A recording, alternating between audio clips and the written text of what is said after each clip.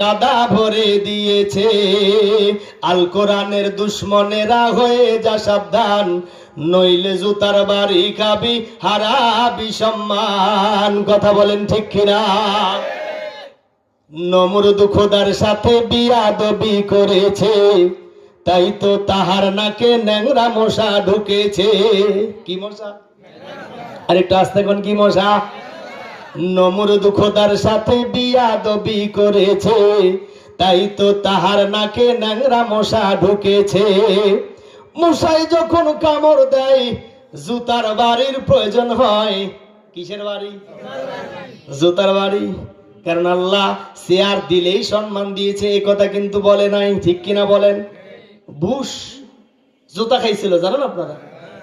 যখন বুশকে জুতা মারা হলো, আপনারা দেখছেন কিনা জানি না, আমি নজর করে দেখেছি, বুশকে যখন জুতা মারা হলো আস্তে করে সাইড করে কেটে পড়লো।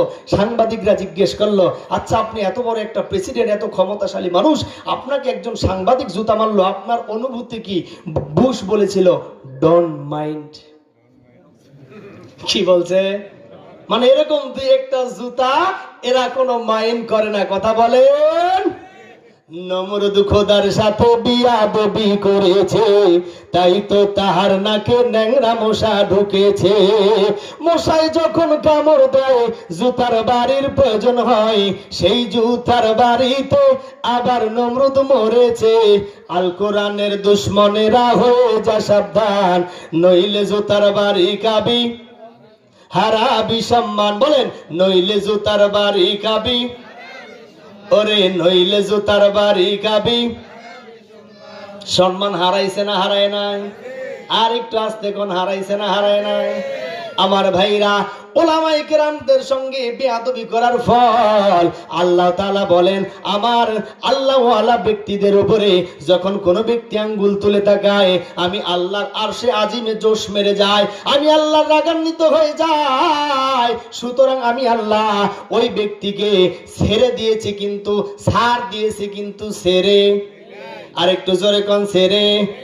যতই আকাশের মধ্যে ঘুড়ি উড়াও, লাটাই কিন্তু ঘুড়ির মালিকের হাতে। কথা কোন ঠিক কিনা? আমার ভাইরা, চলবে আলোচনা, চলবে। কিছুক্ষণ সময় দিবেন, ঘন্টাখানিক সময় দিবেন, চলবে এভাবে। লিল্লাহে তাকবীর। আমার ভাইরা, তাহলে এতক্ষণ আপনাদেরকে একটু মজায় নিলাম, কারণ আলোচনার শুরুতেই যদি আপনারা না বুঝতে পারেন, পরে বলবেন হুজুর কি আলোচনা করলো বুঝলাম না, আলোচনা ভালো।